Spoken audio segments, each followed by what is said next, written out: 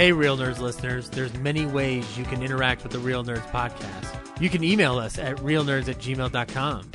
You can hit us on Twitter at Real Nerds. You want to check us out on Facebook? You can. Just look for Real Nerds Podcast. You want to leave us a voicemail? Just call 720-6NERDS5. You want to listen to our episodes? You can check us out on Stitcher, iTunes, Spotify, and iHeartRadio.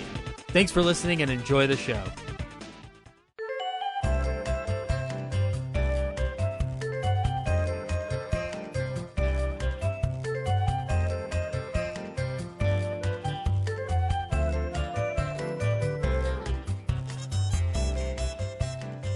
Welcome to Real Nerds Podcast.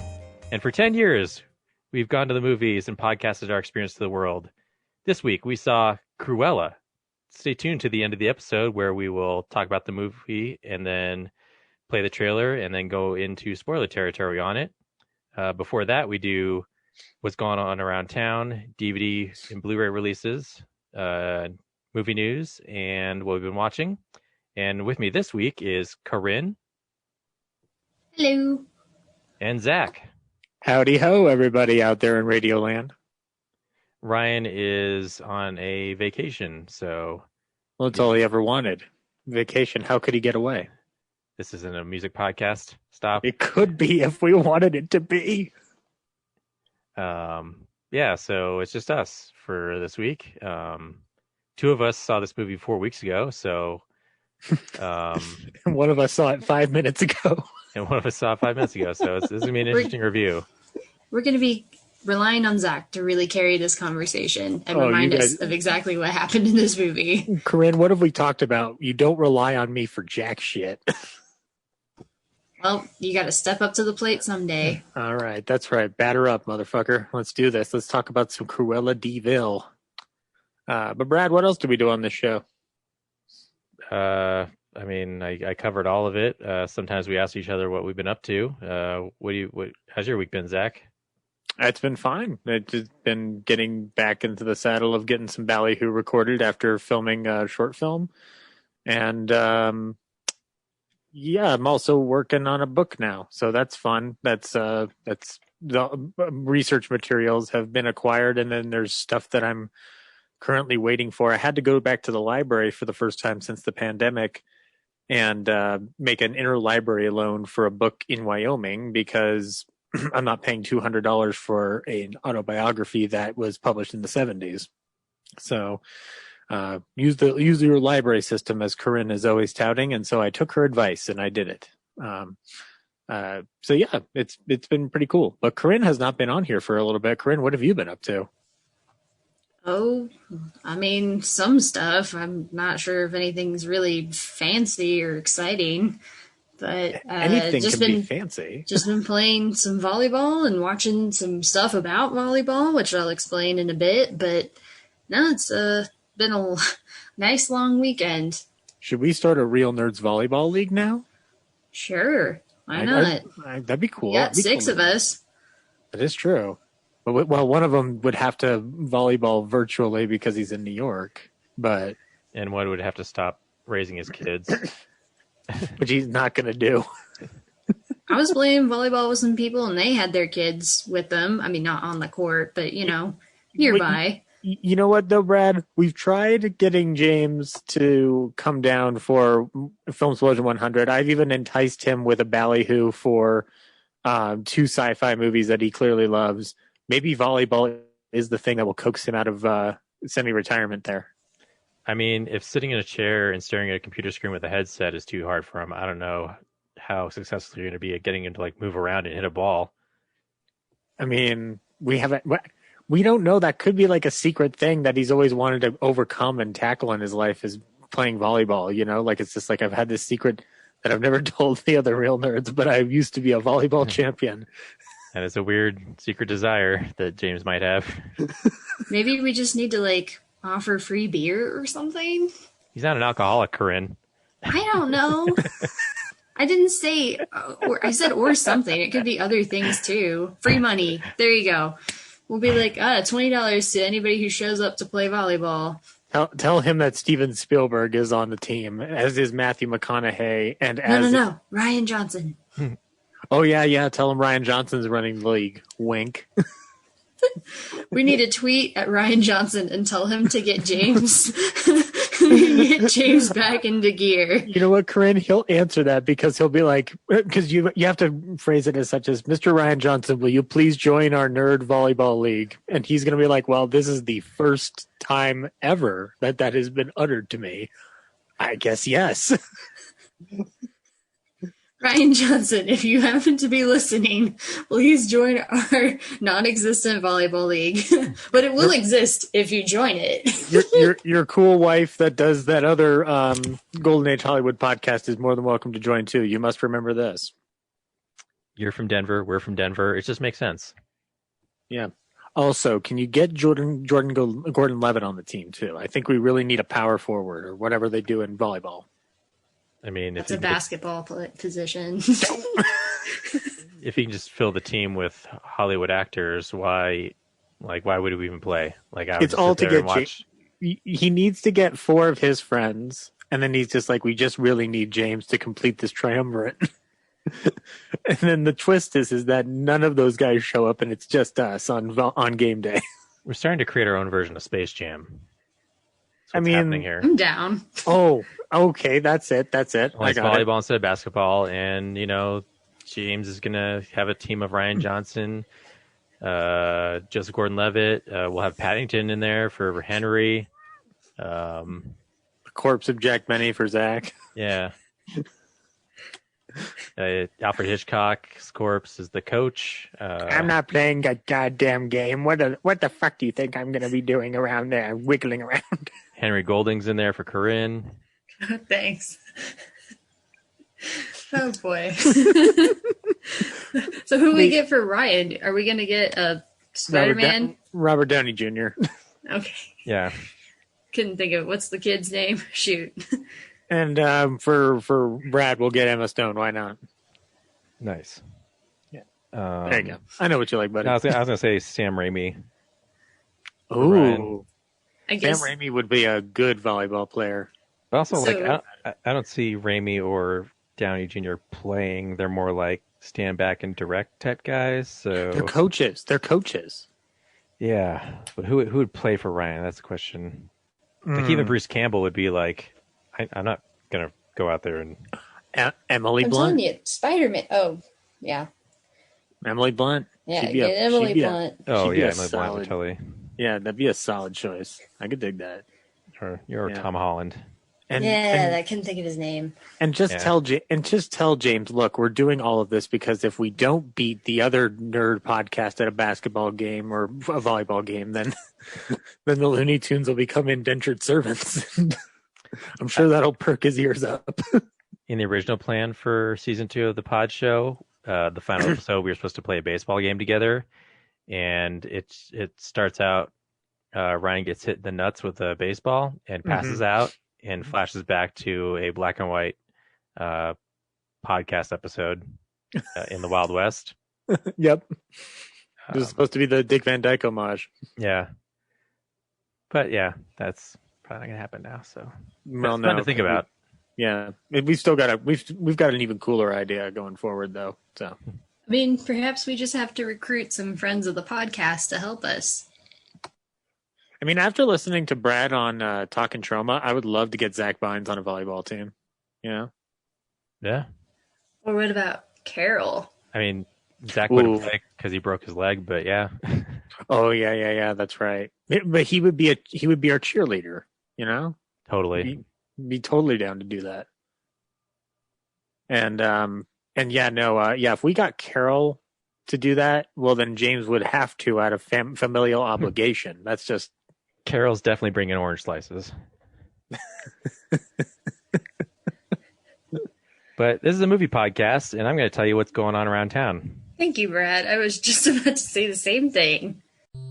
Hey, film buddies, follow me around Denver.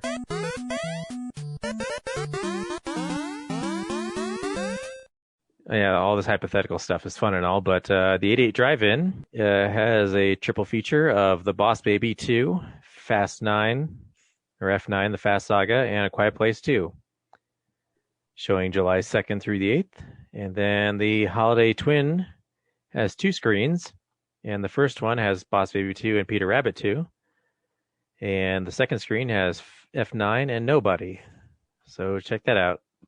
Okay. The Holiday Twin. HolidayTwin.com and 88drivein.net for up-to-date information in case this podcast does not drop in time. Right.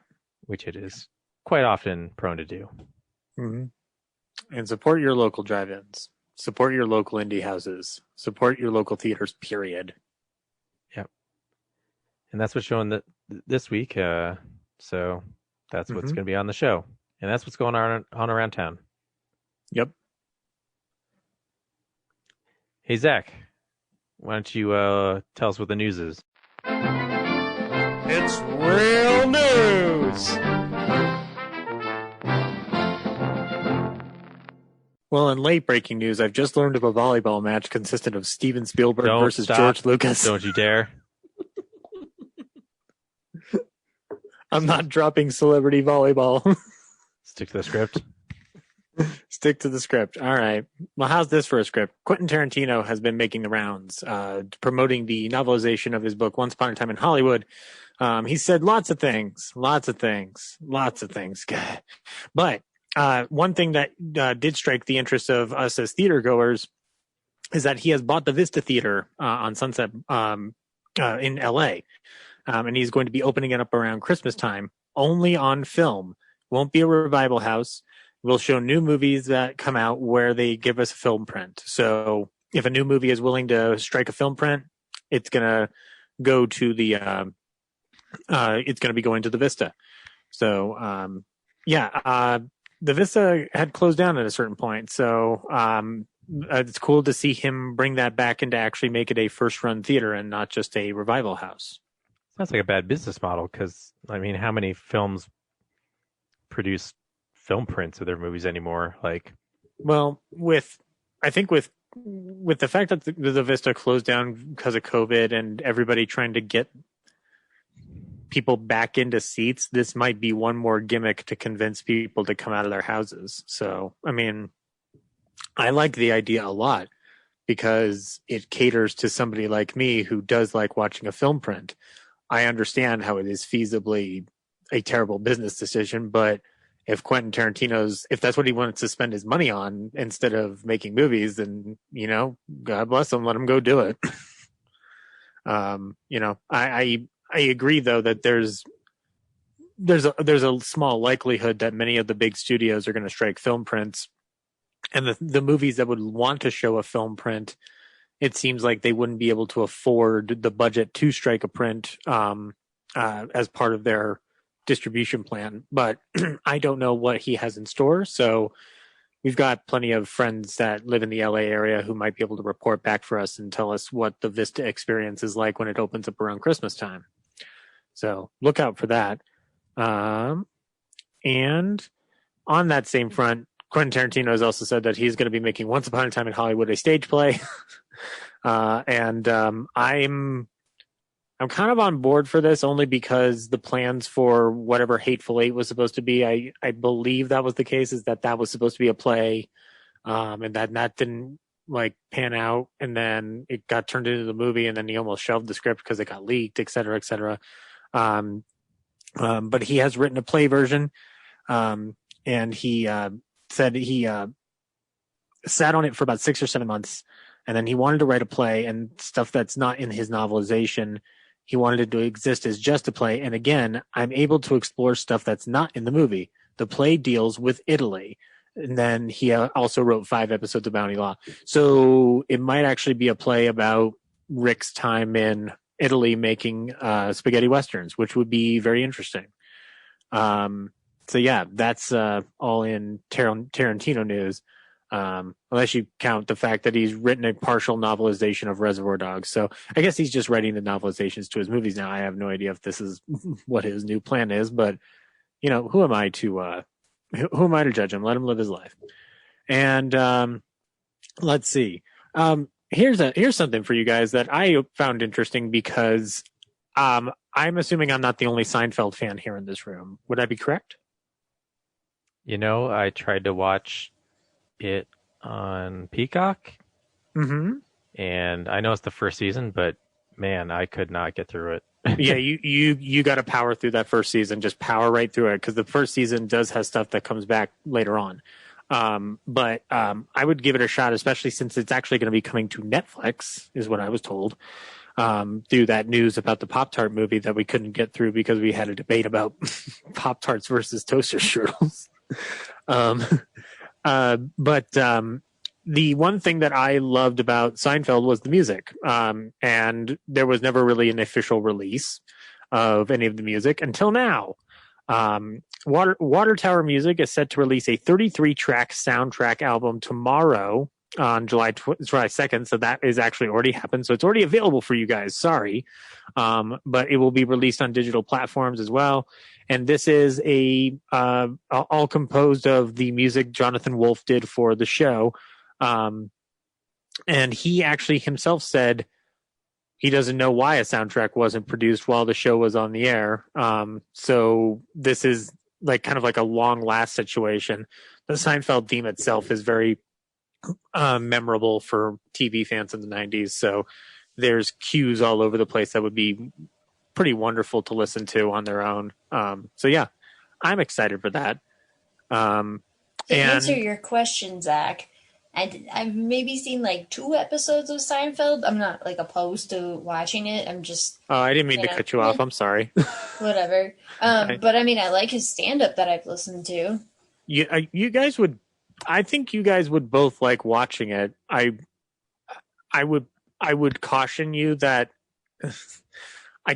it's been a while since I've sat down with it again, but I have to imagine that not all of it has entirely held up in terms of it's probably aged in a lot of respects. But I do like Seinfeld and Larry David's sense of humor, so it's something that's never going to leave my thoughts or my heart. But it would be worth your time, I think. Especially if you like his stand-up, Corinne, then you'll dig at the very least watching Jerry's performance on the show. The weirdest thing I saw was in the pilot episode. They hang out in the diner, and there's a waitress character. She comes to nothing later on. Yeah, eventually gets replaced with Elaine, and then Kramer has a completely different name. He's Kessler. Yeah, Kessler. It's a tape. I taped the game. I avoided human contact all week to watch this. We'll never forget that pilot. Actually, the first conversation in the pilot comes to play by the very end in a very, I think, wonderful way. It's one of the best finales of television, hands down, because it makes the most sense, and anybody who says differently has no idea what they're talking about. Anywho, last piece of news literally came off the wire today. At the age of 91, Richard Donner, director of Superman, The Goonies, The Omen, and the Lethal Weapon series, has passed away. Cause of death has not been revealed. Donner got his start with TV credits in the 1960s, including Route 66, The Rifleman, Twilight Zone, The Man from U.N.C.L.E., Gilligan's Island, Perry Mason, and The Wild Wild West. His debut feature was X-15 with Charles Bronson and a very young Mary Tyler Moore. And then he went on to make the film Salt and Pepper with Sammy Davis Jr. and Peter Lawford. And his arguable big break in terms of wide exposure would have been 1976's The Omen, which then ends up leading 2 years later to him directing Superman, the movie that taught us that a man could fly. And then he would go on to dominate the 80s with the Lethal Weapon series and the Goonies and a variety of other projects. He also directed Superman 2. But his cut didn't come out till later. There's a whole story behind that. And Lady Hawk. Lady Hawk, Corinne's favorite movie, Lady Hawk. I mean, it's not my favorite movie ever, but it is one of my favorites. You're right. Actually, I watched that maybe a month ago, and such a great movie. Yeah. Rest in peace, Richard Donner. Yeah. That is an underrated classic for sure. I think it was just the technology, like the story is really good and the performances are good. I think it's just like a little too cheesy sometimes, and like the soundtrack's okay. Some people hate it, but I don't mind it too much. But then, yeah, the technology just wasn't quite ready for that Mhm. story. So they did the And best with what they had. yeah, well, you just said your favorite, Corinne. Like, let's roundtable this. Brad, do you have a Donner favorite?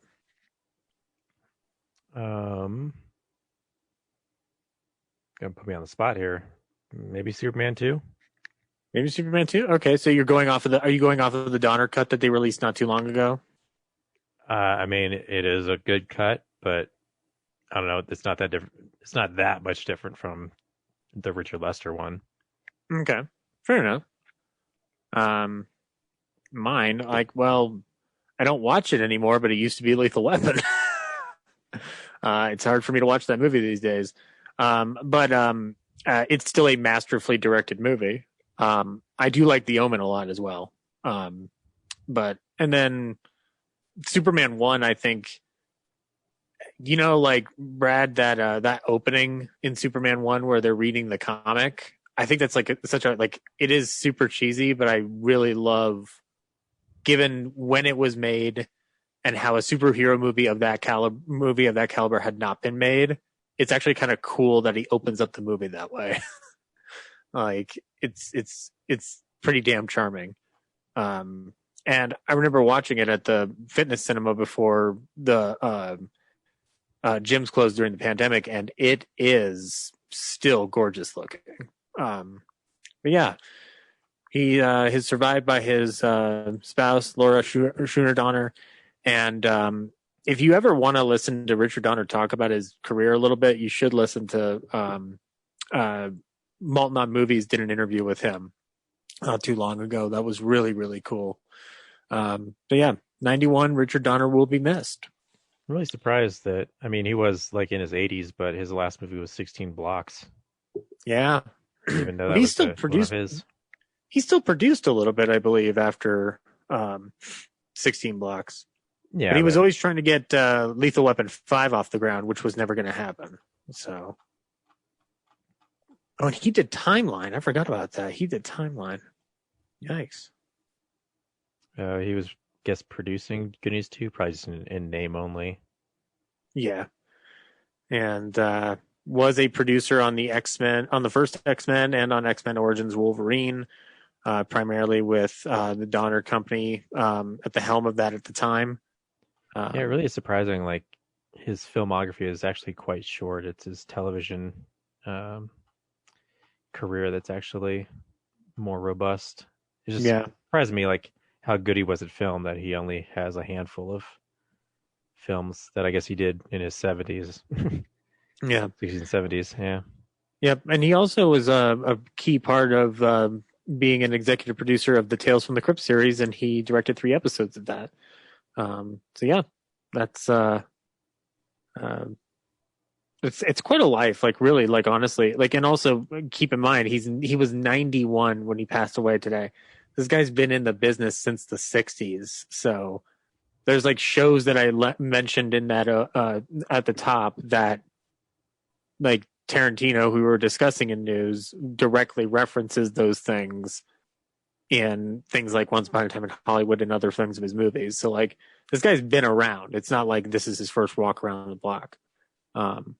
It's a big testament to Donner, I think, is helming a movie like The Omen, where you have somebody like Gregory Peck giving just as good a performance as he would in other movies made before that, but having it be this, pretty off the wall for its time horror film. Like, that's something he was able to accomplish, even though I guess Ryan revealed in the making of that they weren't sure that movie was even going to hit. So, and then to be getting Superman right after that, like, that seems insane. Yeah, I was going to say, I think his bigger contribution is, making a superhero movie and treating it with, like, reverence and respect to where adults and children could enjoy it. And yeah, as dated as dated as it may be today, like, it's still, like, the heart of it is still really impressive. So it's still the template that people want to hit at with some superhero movies. Like that's what Wonder Woman 1984 is essentially striving for. And arguably, regardless of what I even think of the movie, like that movie does hit certain elements of the Donner touch. And and that movie like is not as, I don't feel like it's that dated in terms of like enjoyment. I mean, obviously it's dated in terms of effects and story development and the sincerity to the majority of its characters in a like immersive Marvel way, but god damn it, it is still fun to watch. cool. Yeah, that's news. That's news. Let's find out what's on DVD and Blu-ray. Well, DVD, Blu-ray and 4K this week. DVD releases and Blu-rays. Don't be so quick to dismiss DVDs. They're still a vital part of our ecosystem, keeping films alive because some companies don't want to put out Blu-rays of them. I mean, factually, they are still the highest selling home media product. Yep. They still outsell Blu-ray and 4K, but I mean, if you're a cinephile and you're watching DVDs, I have some questions for you. My answer is because Warner Brothers won't upgrade them to Blu-ray, so I still have to buy their archive DVDs. You're a sucker because someday they will, and then you'll just be buying it again. Or I'll just have multiple copies for when all the media fails us, and then who's going to be laughing now? Anywho, it's actually kind of a packed week. First off, we're getting the 4K of Scott Pilgrim versus the World, which I believe this is the new remastered based off of what Mr. Edgar Wright did for the Dolby Atmos. Am I correct with that, Brad? Yeah, whatever was screening in theaters about a month ago, it's on 4K now. Okay, wonderful. But that's not the only 4K you can get from Universal. Are you excited as I am for seeing Howard the Duck getting a 4K release? I mean, I never thought that would ever happen because just getting a DVD of it was so hard for the longest time. Brad, I can't get half the movies I want on Blu-ray. I can't get Suburban Commando. I can't get Super Mario Brothers, but we're already up to 4. Like those movies aren't even on Blu-ray. All Through the Night, directed by the legendary Vincent Sherman, which features Humphrey Bogart and Jackie Gleason beating up Nazis, can't get a Blu-ray release. But Howard the Duck has a 4K release. I mean, kudos to Howard the Duck for making a huge comeback in the public conscious. I guess because it's a Marvel movie. I guess that's Universal's just like, let's just milk these nerds for whatever they've got. We've got the Hulk and Howard the Duck. So, and if we have our way, Dominic Toretto. We'll get him into the MCU. You watch. But that's not the only wackadoo cartoon movie that's coming to or cartoonesque movie. You can also get Space Jam in 4K, which actually I might pick up because I don't have a physical copy of Space Jam anymore. And I would like to see if Warner Brothers did anything to make that look okay. Paramount Classics, the Paramount line of re-releasing some of their older catalog titles, is putting out 48 Hours and Another 48 Hours. Okay. Is Another 48 Hours a Paramount Classic, or is it just they wanted to release both of them together? I question this label. And that's what they usually do to sell a not as beloved sequel, package it with the first one. Yeah. Well, they're separate releases. That's the thing, Brad. This is where it has me questioning everything. Well, I mean, it's on the shelf. You're like, oh, there's a 48 Hours too? Might as well get both while I'm here. That's when I want to come out from behind the corner and go, don't. And I'll pay $20 for each one separately because they're not packaged together. You fool. You stupid fool. Damn you, Paramount. First you ruined the picture quality on To Catch a Thief, and now this? Yes. But also, Sony's going to bring its 4K game to the table, and you can pick up Dr. Strangelove, or How I Learned to Stop Worrying and Love the Bomb, from 1964, featuring Peter Sellers and George C. Scott. It's one of the greatest comedies ever made. You should pick it up. Or, if you really don't care about it being in 4K or Blu-ray, you can pick up the Criterion version that's around. Hey, speaking of Criterion's, Brad... Hey, slow down, okay? People have questions. You have questions about Doctor Strangelove? No, I have a question. Criterion, they are the standard on for film preservation and presentation.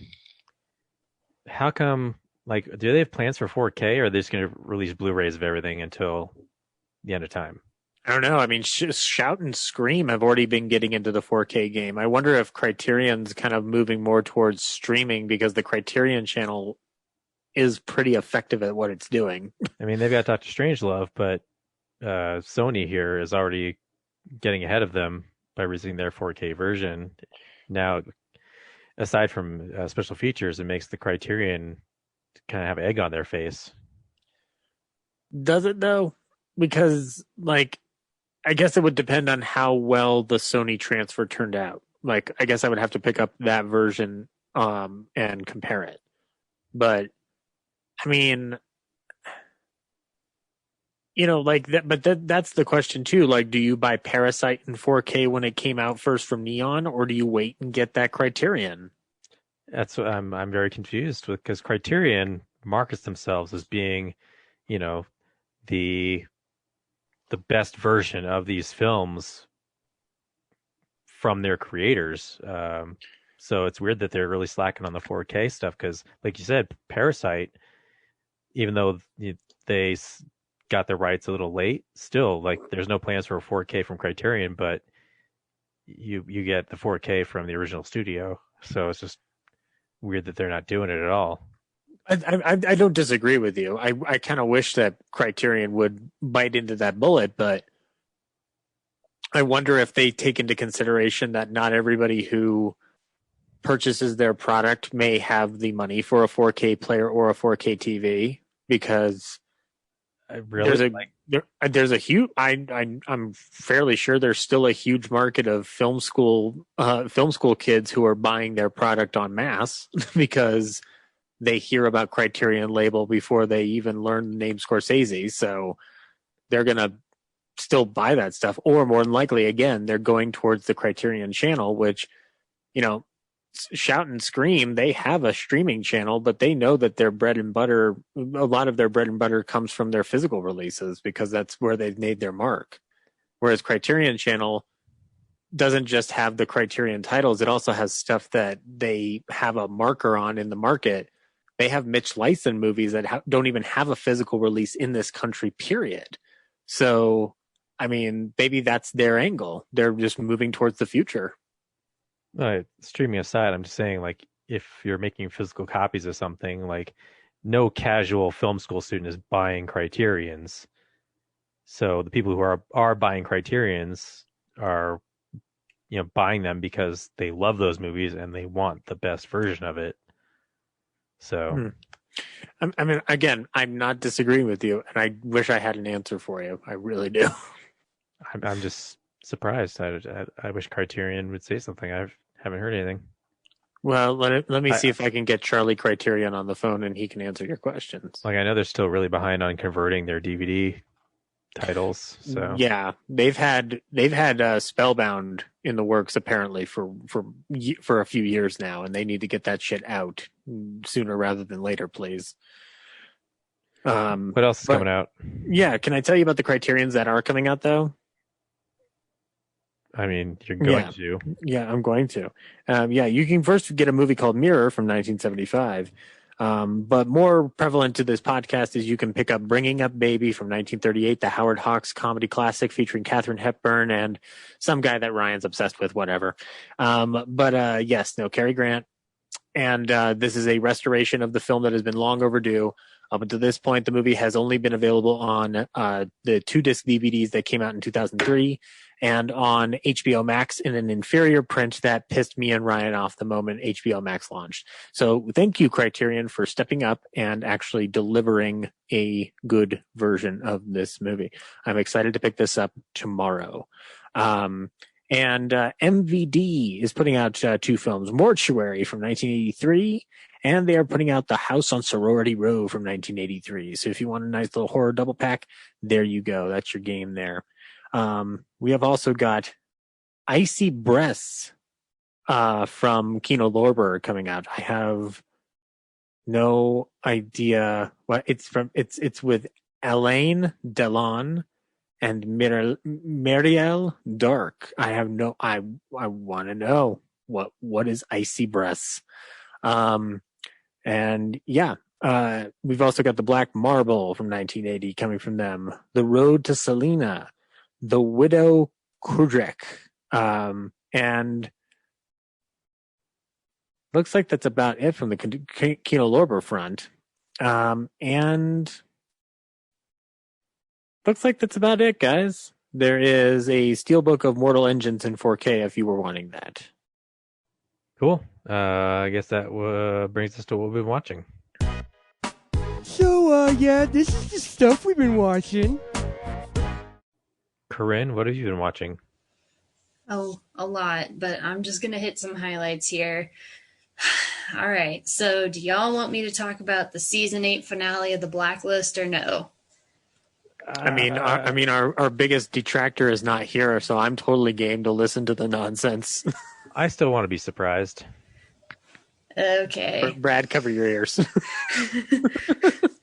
Well, I'll just skirt around some spoilers then, but let's just say I was extremely disappointed with something that they're hinting at, but they haven't technically confirmed, but they're definitely hinting at it very strongly as to Red's true identity. And then they made another character choice that I was just like furious about. And I straight up, the finale was, I think it was like 2 Wednesdays ago. And then like I turned my TV on and I like watched it live and everything. And then when it was over, I like shut my TV off and I didn't turn it on for like a full week after that. It was that upsetting that you had to shut off all of the TV, not even any of the anime you watch or the BBC programming you watch. You had to shut off everything. I think I was just mainly watching like YouTube videos, and I was out of town for part of that. But okay, so yeah, I was just like, I'm not watching any Netflix. I'm not watching anything. Like, frick, screw this. This is why you don't watch inferior network television anymore, because then it convulses you to not watch anything. Period, and that in itself is the dilemma that you must avoid.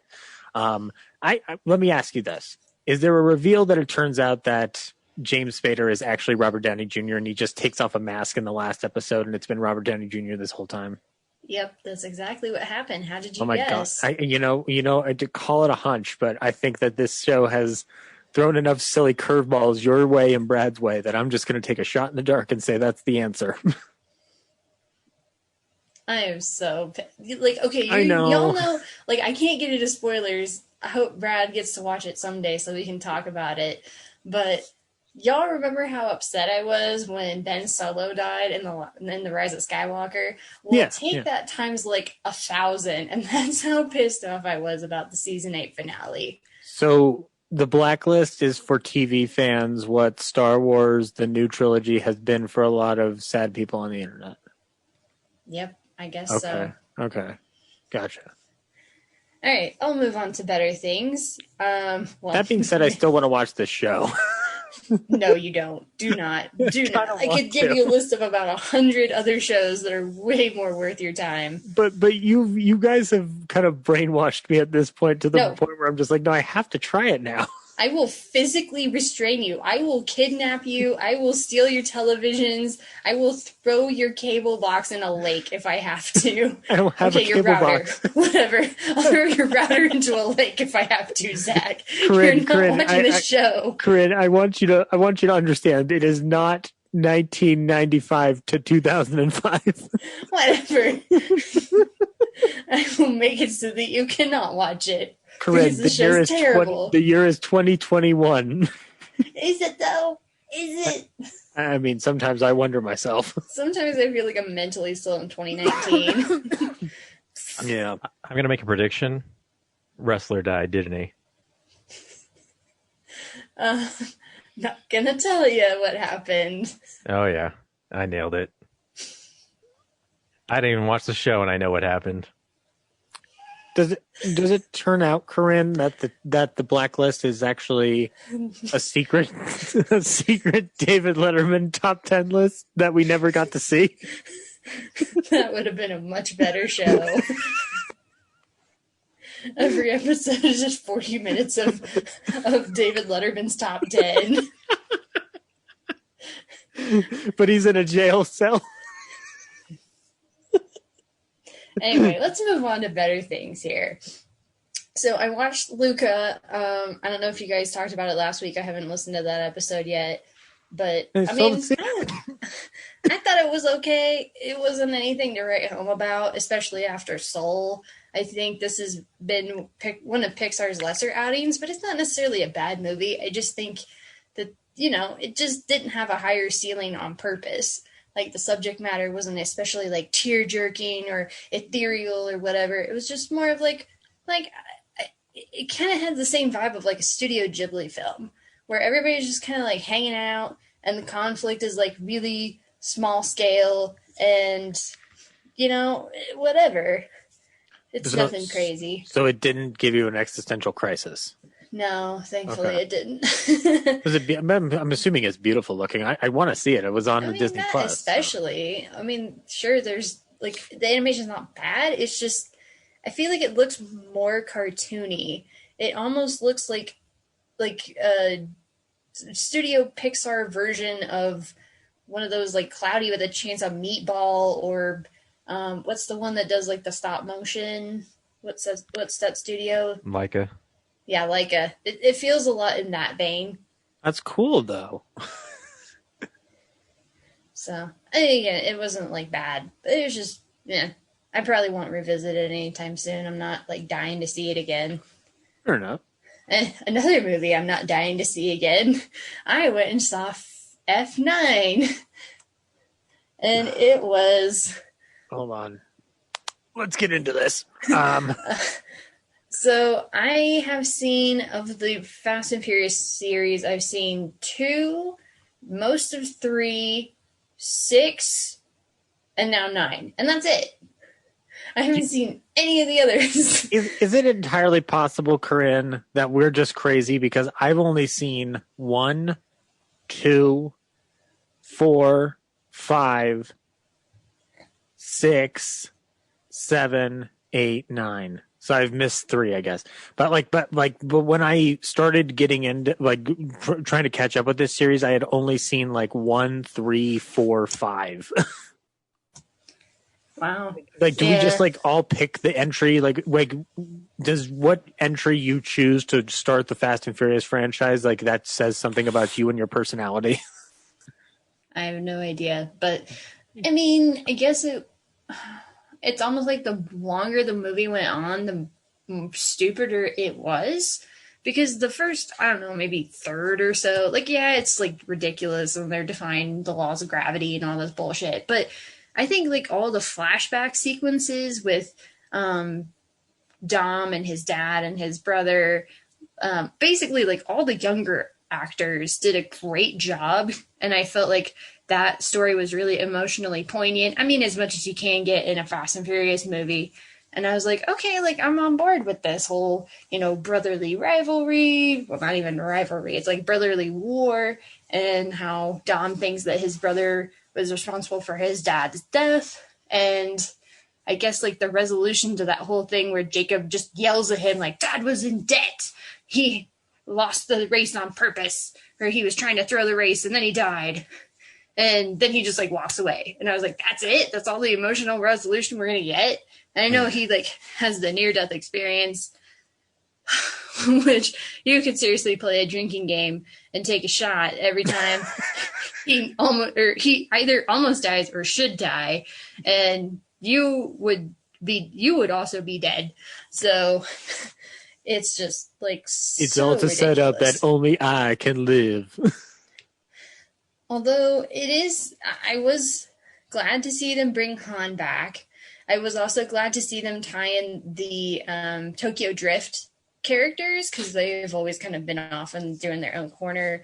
So yeah, it was yeah, at the very end when everything kind of came together, I was like, it's so nice to see all these like branches of the Fast and Furious family coming together for their thing. And they even reference how Brian is still alive in universe. So and I was you like, yes. so do you approve of this idea that What idea? that he's still alive? Because like Yeah, sure. because the driving up to the end, I'm just like, how many times are they going to allude to a car pulling up that's Brian? Like, it just seems like they're dragging that thread a little too long. But I mean, what else are they supposed to do? Like, they needed. I guess it made sense. Like, they had to have Mia in the movie because Jacob is her brother too, and I actually liked how they, oh yeah, gave her a little bit of backstory where she's like, yeah, I kept in touch with Jacob after it all happened, and yeah. because I wondered about that. I was like, well, he's her brother too, so why couldn't they stay in touch even if Dom hated him? But It's more just like for me like utilizing the Brian character as it stands now in this posthumous way. Like I like the way they ended it in 7 because it was like a very nice and touching way to end that, where you didn't need to necessarily bring it back. And I do like that they brought Jordana Brewster back, but it was just kind of one of those things. Like I walked out going like, how, like, it just seems like you keep reminding us of this a little too often. I don't know if we need to be reminded of it all the time, but I mean, regardless, I'm glad you enjoyed it for what it's worth. Did you like them going into space? the minute they said something about satellites, I was like, oh my gosh, are we really going into space? Because I remember that Fast and Furious, or one of the directors said something about like the next movie we could be going to space, and then they did, and I was like, as stupid as it was really entertaining. And it was also really nice that at least all the trailers I saw did not spoil that. So I was like, yeah, they could have very easily spoiled that in the trailers, but they didn't. That was all the more rewarding. They didn't spoil it, but they did show them in the sky with a rocket car. That's all they showed you. They didn't show you whether or not they'd succeed. Well, I guess I missed it or I forgot about it. Yeah, but I mean, the more I think about it, the more I'm just like, you know what? Props to them for finally getting to space. I mean, them getting down from space was ridiculous. Like when they just stroll up to the ISS, and I'm like, pretty sure that's not how it works. But they've established in this universe that apparently law enforcement agencies are a joke. Mm-hmm.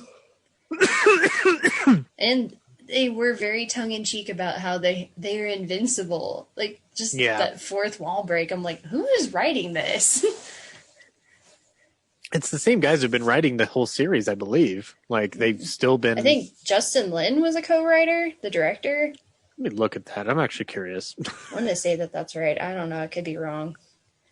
But also, anyway, I don't plan on watching it again, but it was a movie that I saw. Oh, yeah, it's Daniel Casey, Alfredo Botello, and Justin Lin. Yeah, Justin Lin was a writer on him. I'll be damned. Okay, so I've got something else to talk about, but do we want to get into Loki now, or should we wait? It's part of what I've been watching, so... Okay, I'll talk about my other show first then. So, I was telling y'all, I've been watching a show about volleyball, and guess what? It's an anime, because y'all know how I roll. I think it was like Thursday or Friday. I was just like, I'm in like some kind of weird mood. I just need like some lighthearted anime to just give me like a pick me up and, get me all fired up and everything. Nothing too violent or too downer, just something that's, lighthearted and fun. And I had seen, it's called Haikyuu. It's on Netflix, or at least the first 2 seasons are. And I'd seen it on there. I think my sisters had talked about it. And I was like, oh, I'll get around to it one day. Well, this weekend, I finally did. And oh my gosh, it was so good. I watched the first season in like 36 hours. I just could not pull myself away. It's about these guys who are coming into high school, and they're both, individually, like they've got a lot of potential and some amount of skill, depending on who you're talking about. But they just kind of form this unique combo because of like their skill sets. And then like their new high school team just kind of uses that as a foundation to build up this program that's kind of been down in the dumps. Like they used to be really good, and then they kind of fell short for several seasons. And so now they're trying to build it back up, and they're trying to go to nationals and all this stuff. And it's really, really good. Like there isn't a character on there that I don't like. Like maybe there are some who get on my nerves occasionally, but everybody's likable. The comic writing is fun. I've been watching it in the English dub, and I think I've said before on here that in general, watching English dubbed anime is, if it's a comedy, I think the jokes translate better because you're not having to read them. You're just hearing it. So like the comic timing on some of these jokes is just perfect. That actually sounds like it would make a lot of sense. I never thought of it that way before. Mm-hmm. Like, does it translate well in terms of what the intent of the joke is, or? I mean, as far as I know. Have you done a comparison where you've watched like the subtitle version versus the dub version? I mean, maybe in like one or two scenes, but okay. I mean, like I said, I'm usually watching the dub version first. So even if I watch the original Japanese audio with the subtitles, I would still already know what the joke was. Mm-hmm. Or at least like in general, I would know. I just meant that because I wondered if Japanese, like if like there might be moments of humor that translate different into English, or if things are fudged around and changed. So. Oh, I'm sure that there was one bit I remember where they said, like, wow, the cojones on this kid. And I was like, cojones? Like, that's just a word you never expect to hear in an anime of all things. But it was just, yeah. And I was like, but that fits, with the context and with like everything. So, yeah. But yeah, it's a really great show. Like you get really sucked into like the characters, and you'd love to see them grow, not only as players, but also as people, see them build up their teamwork and their rapport and their individual skills. And then you also get this like wider cast of characters where, their opponents become their allies. It's a very Japanese trope, where, you fight certain people and then they become your allies later on. Dragon Ball Z is a very big example of that. Oh yeah, even the first Dragon Ball. Yep, exactly.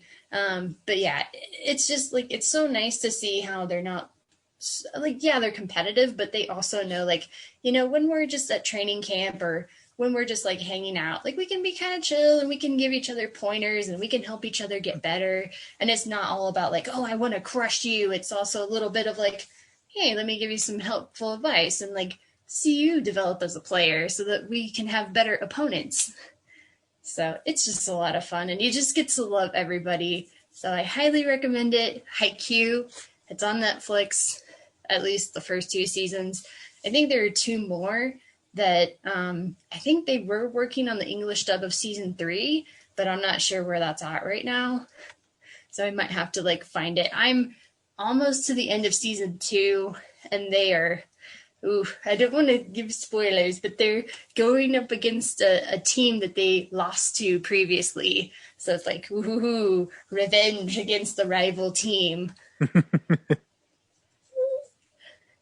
So anyway, and then I finally got caught up on Loki. Last weekend, I was hanging out with my family, and my stepbrother started watching. He's like, hey, do you mind if we watch this? And I was like, sure. I haven't seen it yet. I was going to wait till all the episodes were out, and then I would get, just watch all of them at once. Well, he had already seen the first episode, so then he just turns on episode 2, and I'm like, oh, wait, okay. Like, I really had to pay attention to, like, the previously on, and I'm, like, just trying to, like, figure out what's going on the whole time. And then I can't remember if we watched, I think we did watch episode 3 right afterward. So I think I watched 2, 3, then I went back and I watched 1, and then 4 and 5. I don't know. But anyway, it was a lot of Are we already on 5? weirdness, I think. Or no, wait, I guess it was 4. Yeah, I was gonna say whatever. Need to watch 5. They're all kind of blending together for me. But it's okay. I mean, I do like Tom Hiddleston as Loki, but I think he's one of those characters who does better when he's like Jack Sparrow, right? Like he's a character who is so like chaotically fun that he kind of needs to be with like some more stable people who are kind of vanilla in their own way, but like he's like that spice. So if you focus on him, it just feels a little off. And then it's like you got even more Lokis running around, and it's like now we're just focusing on all this chaos. And also there's like some plot going on with the timekeepers or whatever.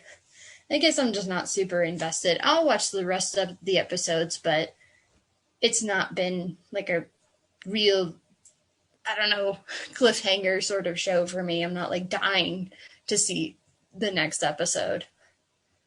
I don't know. What about you, Brad? Yeah, that's going to lead into me. I'm the opposite. I am totally, especially after this week's episode, I am so just feverishly desiring the next episode because so I desperately need 5 to, there's only 6 episodes, so it's the penultimate one. There's not much story left to tell, so I'm anxious to know what's the repercussions of what just happened in episode 4 because it defied a lot of the rules that we've been presented with. So, something that occurred to me today was how, okay, so there's like what is it called? The sacred timeline, where apparently like the Avengers go back in time. So I guess I'm like, how does that work exactly? So does that mean that within the sacred timeline, you have both the Avengers go back to like 2012 New York, like there are 2 sets of Avengers there at that time, and you also have like everything that happens with Thanos and whatever 5 years after the snap, and but then you also have Captain America going back in time. I'm so confused. well, because shouldn't there be 2 versions of Peggy Carter? The one where she was with Steve and the one where she was not with Steve because he was on ice? well, the I'm trying not to spoil everything for the listeners, but like I think the repercussions of episode 4 make me feel like all this the rules of the variance are bullshit. Like they don't mean anything, and they're trying to set up the multiverse in a way that I think in the end isn't going to have any kind of logic to it. They're just trying to get the audience comfortable with there being multiple versions of people without actually defining the science of it. So, I mean, that's fine by me. They're just going to have to figure this out, or at least tell me what's going on. Because, before episode, what are we on, 5? Unless 5 and 6 or something explain, as you said, that there are multiple timelines coexisting at once, none of the events of Avengers Endgame make any sense. well, I think they've established that there are multiple timelines. Obviously, the multiverse exists because of Spider-Man, but I think that as much as an audience, we want to know exactly how that works. I think they're just going to fudge it and just let us go like, it's like the Infinity Stones. It just exists. It's just a thing. Get used to it. So, whereas the first episode set up like, hey, there is a bunch of rules to this multiverse stuff, and I feel like that was just a red herring to like lure us in. So, I mean, it makes sense that if they set up like, oh, hey, there's only the one timeline, then by the end they'll say, because Loki will figure out whatever's going on with the timekeepers or some blah ha ha, and they'll undo all the damage that's been done somehow, and then multiple timelines will exist simultaneously, and the multiverse will be restored. just need to get this last 2 episodes to kind of set the record straight because I'm insanely curious about why you would set all that up and then make it a red herring. So, cool. You were done, right? Yep. I guess I'll wrap up. I watched. Hi, fine. I'm piggybacking off of the. Did you watch Loki? No, I didn't watch Loki. Oh, that's right. Yeah, I didn't watch Loki. Never mind. Sorry. What's the podcast? Unspooled. reviewed Aliens right after watching Alien, and I thought, man, I've only seen Aliens once. I should watch it again. I remember feeling it was okay. It's an action movie. It's, you know, in the time since it's been out, plenty of movies have copied its formula. So having not seen it when it came out, obviously it just doesn't feel original or fresh to me. So I watched it again, and I actually enjoyed it less this time around. Really? It took so long to just get to the point of it, and then when it did, a lot of it just looked the same. And the dialogue was just kind of tough to handle. It, it was just so simplistic, or like as an action movie, it's cool, but like everything else, like I'd rather just watch Alien and watch a monster movie. So, yeah, that was like, wow, I'm surprised I didn't enjoy this more, and actually enjoyed it less than when I first watched it. I think like 10 years ago or something. Then I started flipping around and being like, I really need to start watching some of these Blu-rays that have been sitting here and have not got around to. So I think for the first time in like 10 years, I watched Super, which is still a lot of fun. If you don't know, it's James Gunn's kind of like the same time Kick-Ass came out. There's like this realistic superhero thing going on. So his is like the really dark and twisted version of that, like not fun like Kick-Ass. Rainn Wilson plays kind of a loser guy. His wife, Liv Tyler, is a recovering drug addict who gets Kevin Bacon is a drug dealer who kind of coaxes her back into his world, and then Rainn Wilson flips out and dedicates himself to getting her back. And part of doing this is becoming a vigilante who beats people with a wrench. Mm-hmm. And then along the way, he has to learn about superheroes. So he goes to the comic book store and he meets Elliot Page, who teaches him about superheroes and like how to be one based on comics. And then Bolte is okay with killing people, whereas Crimson Bolt has a moral code. And anyway, it's just dark and messed up and brilliant, and also just like a brilliant look at just how, if someone actually went about doing that, how it more likely turn out. Do you remember, Brad, when there was like a slew of costume vigilantes becoming viral sensations in that Kick-Ass vein, like in actual life? Yeah, like what's his name? Phoenix. Yeah, Phoenix Jones. Phoenix Jones, yeah. Yeah, that like that. When Bueno and I went to go see Super, like my recollection, like in the middle of it, was this idea of like it deconstructing vigilantism, like on the traditional front, but now especially like I haven't seen it in a while, but I imagine if I went back into it, I would get this darker picture of what vigilantism has become in today's society. And like and find it to be an even darker portrait. But yeah, and it is good. He's also like his moral code is tied to Nathan Fillion plays what's he called?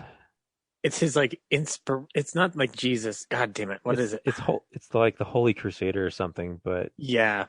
He derives everything from the teachings of Jesus, and James Gunn actually plays the devil in the Holy Avenger. The Holy Avenger, yeah. Yeah. You think it'd be easy to remember, but yeah. Yeah, Michael Rooker's in it. Who else? Sean's in it. Sean Gunn's in it. Stephen Blackheart. Yeah, some effort. But anyway, yeah, it's highly entertaining, and then I listened to the commentary on it. It was cool to like hear him and Rainn Wilson talk about it. The making of. And then I rewatched, also kind of like on the same shelf, was Rubber, which I had the Blu-ray of, hadn't opened it. Both these movies came out in 2010. So I'm like, man, I need to rewatch Rubber then. Wait, And is Rubber the one that's like the horror about like a runaway tire that kills people? It's a killer tire, not a runaway tire. It's a killer tire. yeah, I put the disc in. I was like, you know what? I actually don't remember a lot of the details of this movie. And you're right. It is a sentient tire that just comes to life. And I It's thought like Christine, but only the one part of the car. Yeah, it's as if Christine was like bored that day, but its left tire decided to go on a spree. I thought I remembered there being more to it, but it really is this tire rolls around and just gets angry and makes people's heads explode. I say angry, like he has no facial expressions, so I just assume his vibrations and making people's heads explode is because he's angry at something. But yeah, it's such a weird movie because in addition to that, there's a narrator who appears on screen as a police officer, and his opening monologue is talking about how a lot of movies, if you really think about them, don't make sense, and there's nothing wrong with that, and that's why you should be okay with this movie. I forget what some of the premises are as examples, but a lot of them are just kind of like really conveniently made up to make sense like that. But yeah, and then it reveals he's talking to a crowd of people in the desert who are watching the tire in real time. Like they're present, roped off by velvet ropes, and they're watching the movie that's existing 100 yards away from them. And then, yeah, from then on, the rest of the movie is just trying to track down the tire and kill it so it stops murdering people. Yeah, super weird, but also I admire how bizarre it is. And it's a tribute to, yeah, movies don't have to always be so logical. It's really for the sake of taking your imagination and just putting it out there. In principle, film is supposed to be where your imagination literally comes to life, and Dupuis took that to heart. Yeah, it's like really, why we have the ability to make whatever we want in film. Yeah, you can create any world you want, so why limit yourself to making realistic things? So hence many logic arguments when you talk about film are useless when you have a movie like Rubber out there to prove that it doesn't matter. Yeah, so there's that, and the last thing I watched, oh shoot, there's something I watched the last thing I watched for the 4th of July was Air Force One was playing at the Alamo Drafthouse. Ooh, good movie. Yeah, and Get off my plane. it's already a good movie. It's an even better movie in the theater because I don't like Jerry Goldsmith's score for that movie. Like I don't remember it that well. So when I watched it, like not only is it a good score, but it's also this movie came out in 97, and in 96 he did the score for Star Trek First Contact.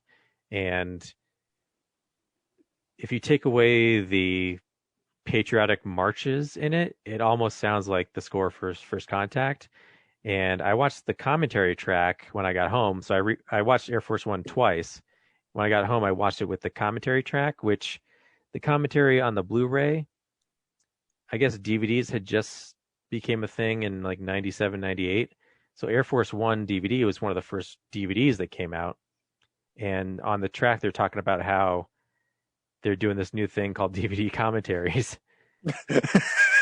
So it's a commentary from 97, like maybe 6 to 8 months after the movie had just premiered in theaters.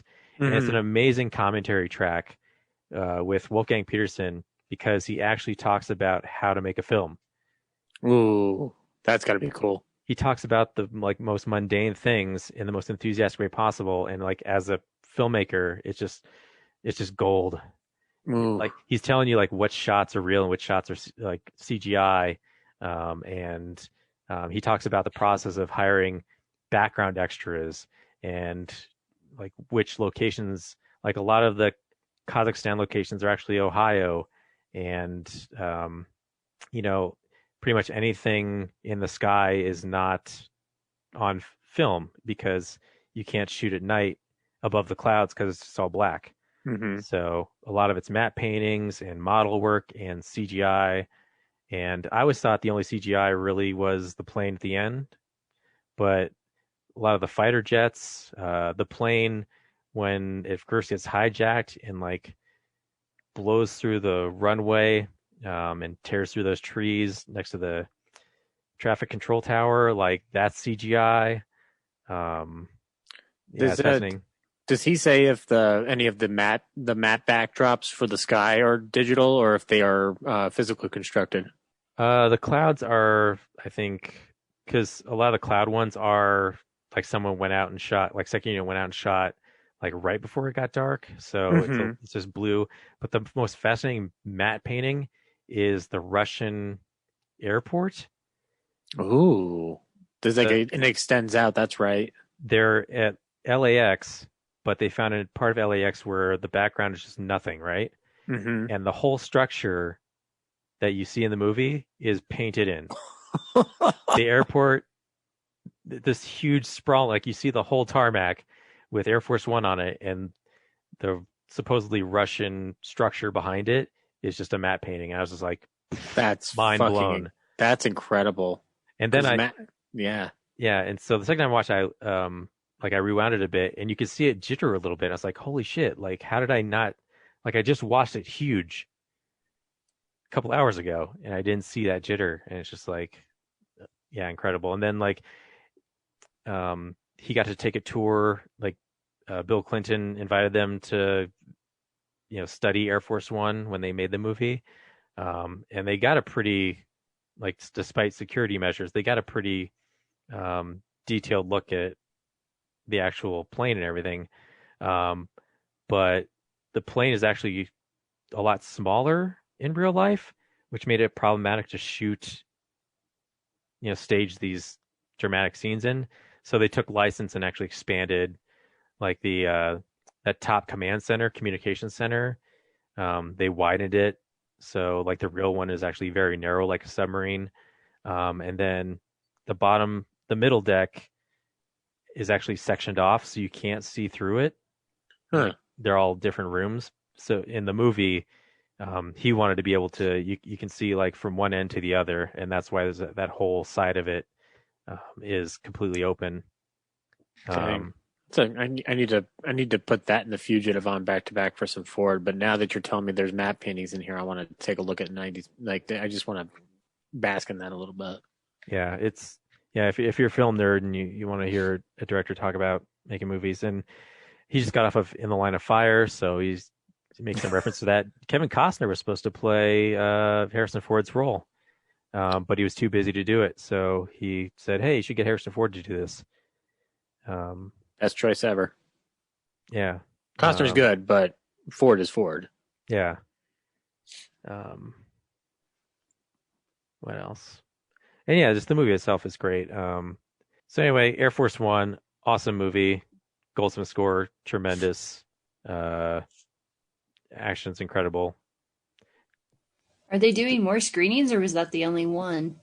I think it was the only one because it was, kind of 4th of July tangential. So, but yeah, Right. even better at home on like if you're film making geek. I'm surprised I hadn't listened to it before, but that commentary is gold. Like, yeah, it's amazing. So, Zach, what'd you watch? Oh, I continued my Futurama cycle. I'm now into production season 4, which is volume 4, which is commingled with seasons 3 and 4 because again Fox fucked it up. But yeah, this still wonderful storytelling and beautiful animation strewn about. I got to the episode with Leela finding out that she's a mutant and who her parents are, and by the time it gets to the end, and I still love the bit where they put the note through Professor Farnsworth's glow in the dark nose making machine, and Fry goes, "I had the professor analyze the note that was left on you when you were a baby. What did it say? I don't know, but the machine said it was made of a squishy, soft, terrible tissue paper found mainly in the sewers." That's the extent of what Farnsworth's technology could do. And in that same episode, you also have the machine that the professor makes is creating a bunch of toxic waste byproduct, and he gets defensive, and he's around Hermes, and he goes like, "All right, so the machine produces a little bit of toxic waste. You don't have to make a federal case out of it." And Hermes goes, "I'm afraid I do," and he holds out his bureaucratic badge. It's just like a nice little subtle joke there. But yeah, so I'm getting excited to go back to the movies, because I still maintain that if you were going to talk about the last 20 to 30 years of animation, Bender's big score has some of the best moments in an animated movie from the perspective of emotional storytelling. But more on that next week, hopefully. From the movie perspective, I didn't watch too much. I rewatched Notorious with Film Club, Alfred Hitchcock's Notorious.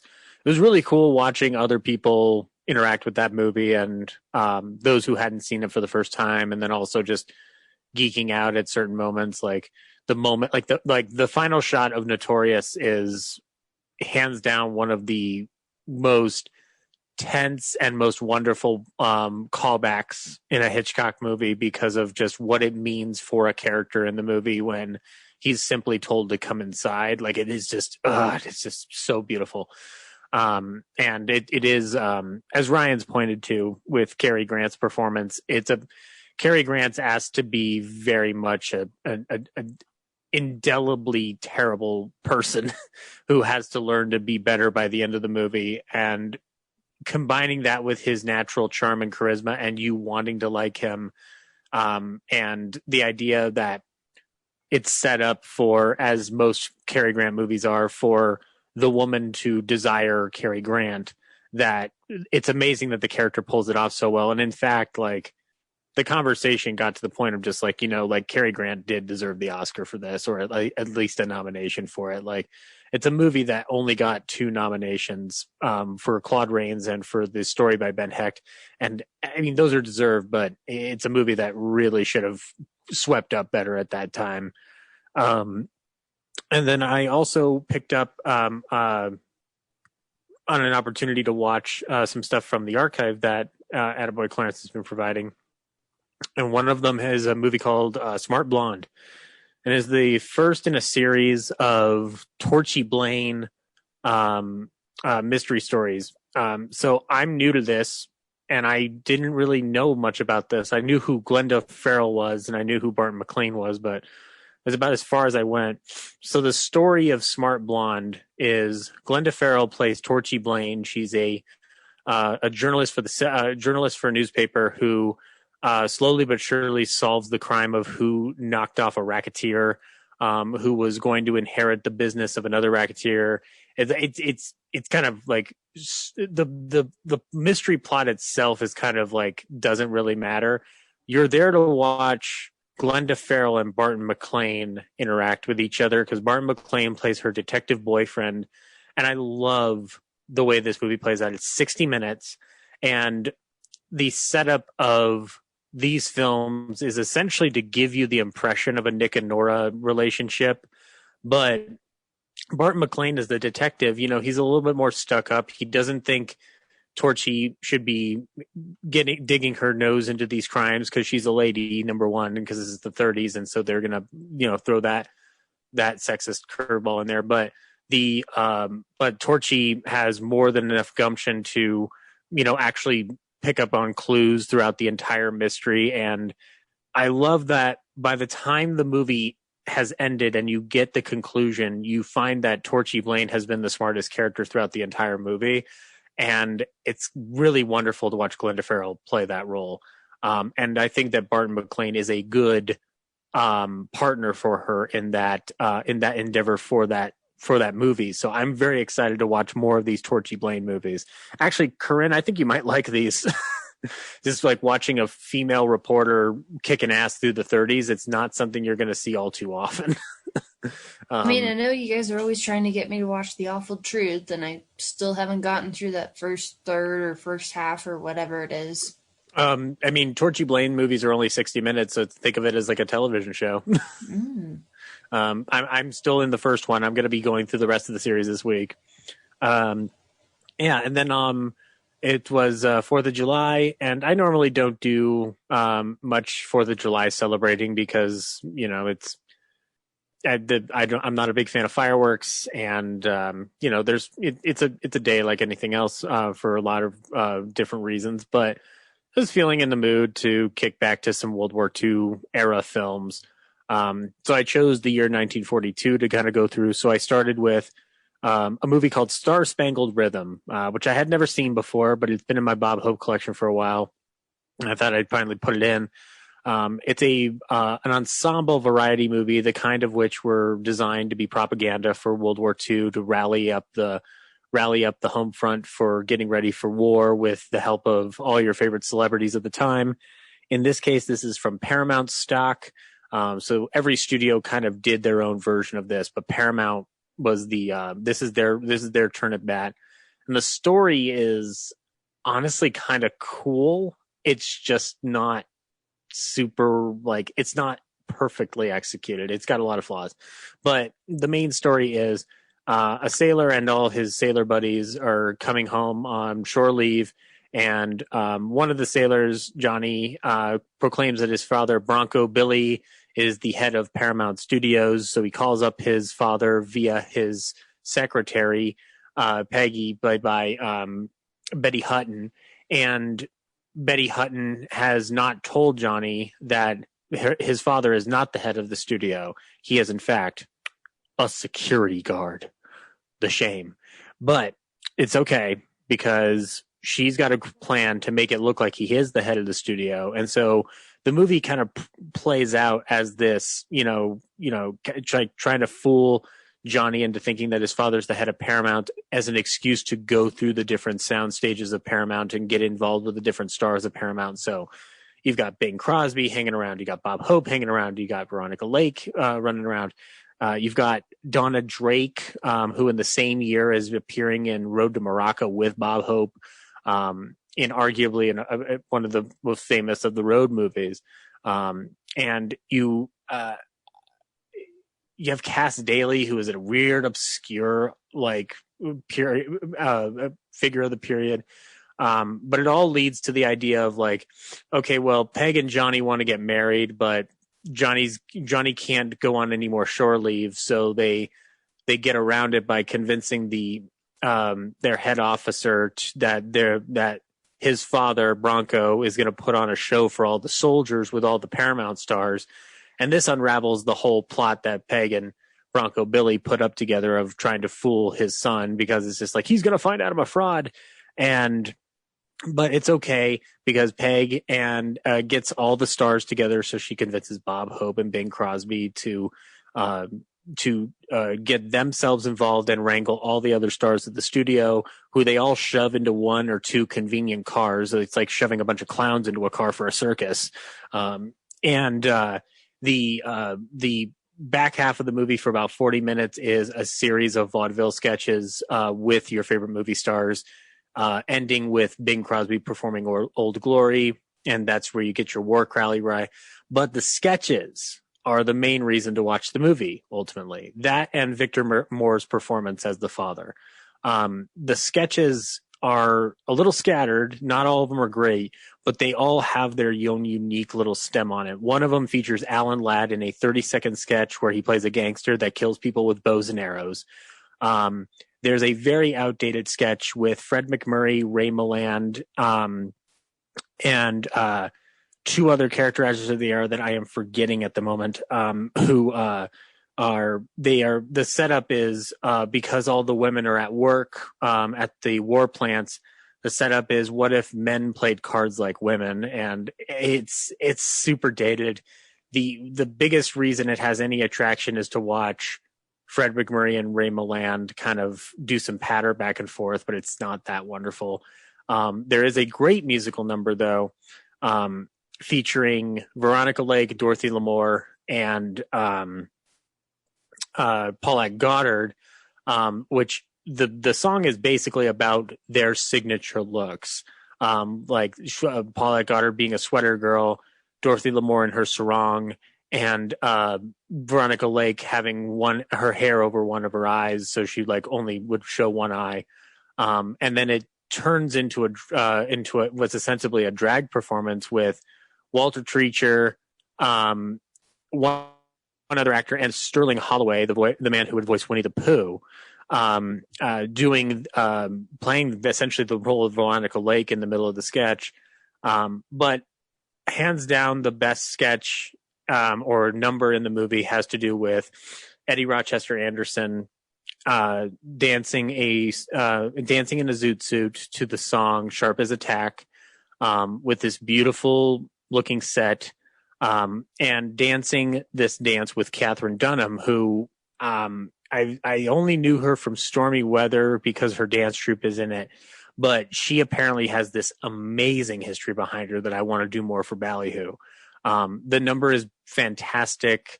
Eddie is light on his feet. He's showing his vaudeville moves. It is the highlight of the movie for me, hands down. And I know I'm biased, but it has some Jack Benny references by the end of it, but it is a treat to watch.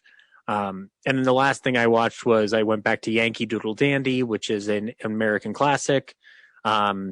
Movie still holds up. Only has one 15 to 20 second shot that is absolutely outdated and abhorrent. Jamie Cagney is still amazing in that movie. And when you think about Yankee Doodle Dandy, and I don't know if either of you have ever seen the movie, but there's something kind of wonderful about that movie in the respect that it's one of the most quote unquote patriotic movies ever made, or the most American movies ever made. But the movie is not about anything to do with America's history. The movie has everything to do with a guy in showbiz who worked his way to the top, who has a fondness for the place he lives.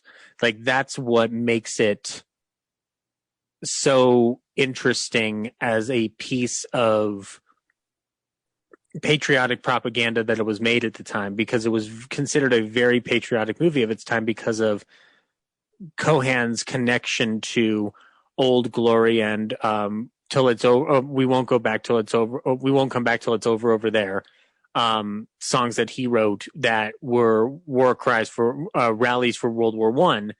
And to watch how the movie unfolds in that respect, like, the movie really is about like how a show business person kind of helped save America in a weird way. Like, it's interesting to think about in a couple of different layers from a weird historical perspective. But it's a blast of a movie. And if you've ever needed proof that Michael Curtiz is the director that you should learn more about from that era, this is one of the movies to watch alongside things like Casablanca and Adventures of Robin Hood, because it shows, and Mildred Pierce, because it just shows the different ways that director could sneak in and out of any genre he wanted to and come out amazing on the other side. Like, he could literally do everything. He's kind of like, it's clear that somebody like Spielberg loves somebody like Michael Curtiz, because you have to be able to do everything. And those are the two filmmakers that I know off the top of my head that can kind of tackle any genre they choose to. So yeah, that's all I watched this week. Cool. I guess that brings us to the movie of the week, Cruella.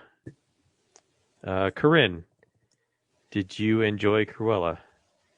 I did, although I gotta say that I considered going to see it again this weekend, and I was kind of like, even though I have a Regal pass, I'm just not like dying to see it again. Like, it was an entertaining watch the first time, but it's not one of those movies that I think you're like, oh my gosh, that was so cool, I really gotta see it again. Like, it almost felt like it would have been homework to go see it a second time, even like a month later.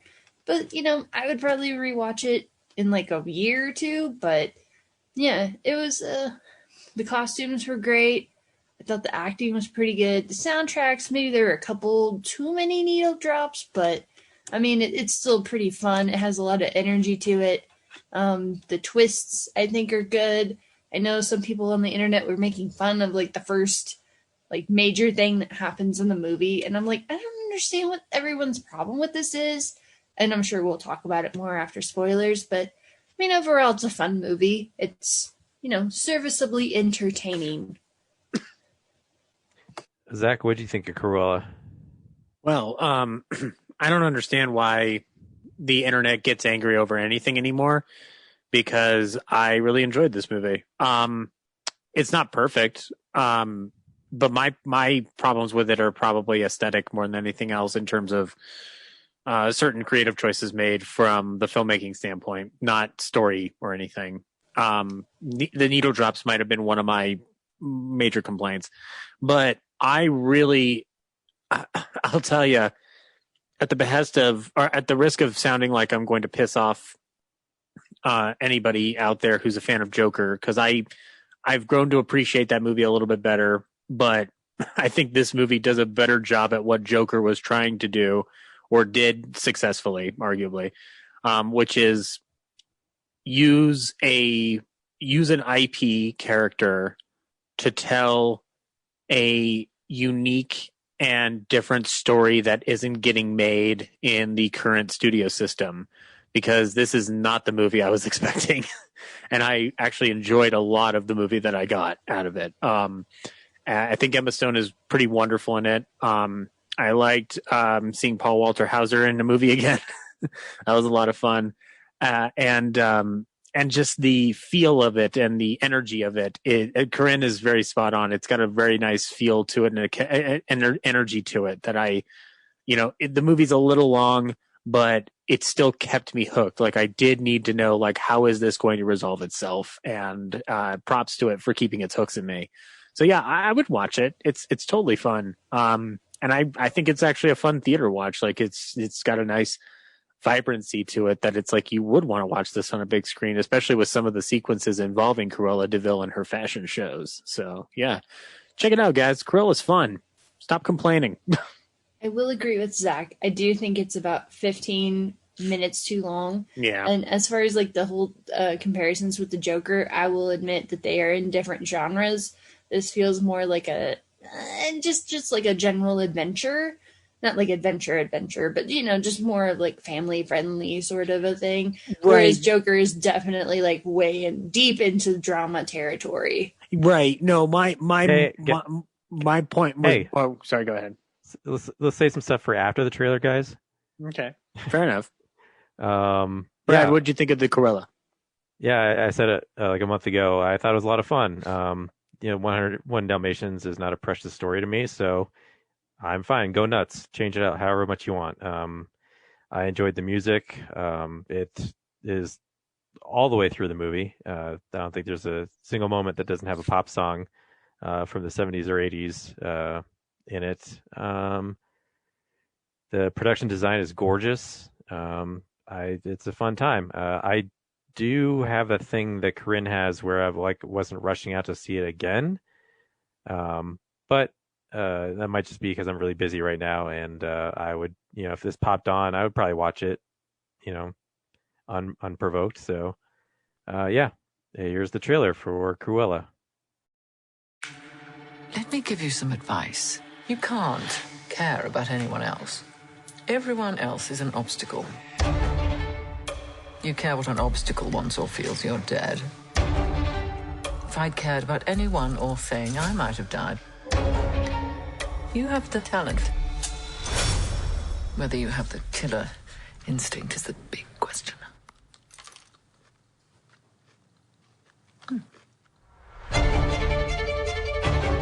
She thought she owned everyone. It's foolish. Unhinged. Well, you're fired. Why are you speaking? I think you nicked me. But there's something about poetic justice that's just so poetic. You won't admit you love me, and so how Do you have a light? ever to know? You always tell me. Get her. This doesn't have to be a scene. It really, really does. I'd like to remind you all that I'm doing this in heels. What was your name? Cruella. If you can make your mind up, we'll never get started. I want to make trouble. You in? I do love trouble.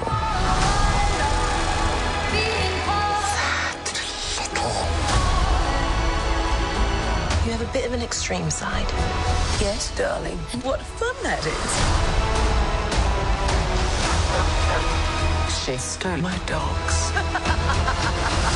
I guess you must hate her. She has made it me or her. And I choose me.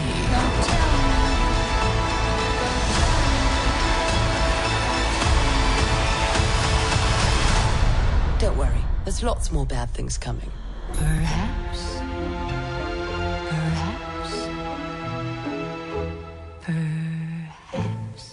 All right, now go on. No, yeah, I was gonna say, Corinne, that I totally agree with you that it's not trying to delve into like deep societal drama issues that it kind of treats with a bit of more of a blank slate.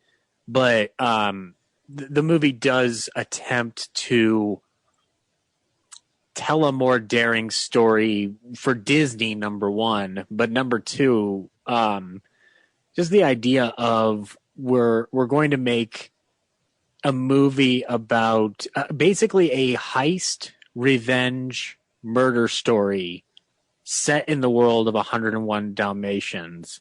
And we're using it primarily as an excuse to make this homage to 70s fashion, the punk rock scene, and the idea of this general vibe of like, you know, small time crooks pulling off jobs, like that kind of movie that can't get made unless it has some kind of big name attached to it or some kind of IP attached to it. Like Craig Gillespie does a good job at finding a way to make a movie that doesn't have to rely on being faithful 100% to the source material or to the material that it's, you know, capitalizing off of. That was more my deal with it.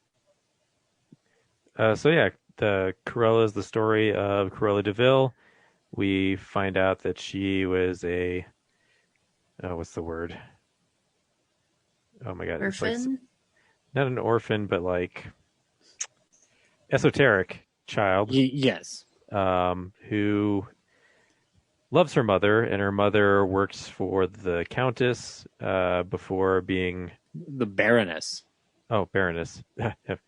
Good thing Zach saw this last night or a couple hours ago. 5 minutes ago. I was thinking it was the Baroness too. Full disclosure, I saw this movie like up to the last minute because I thought it was available on Disney Plus, and then I got home from work, popped on Disney Plus, and saw it was this Premier Access bullshit, and I was just like, guys, we got to start the show 30 minutes late.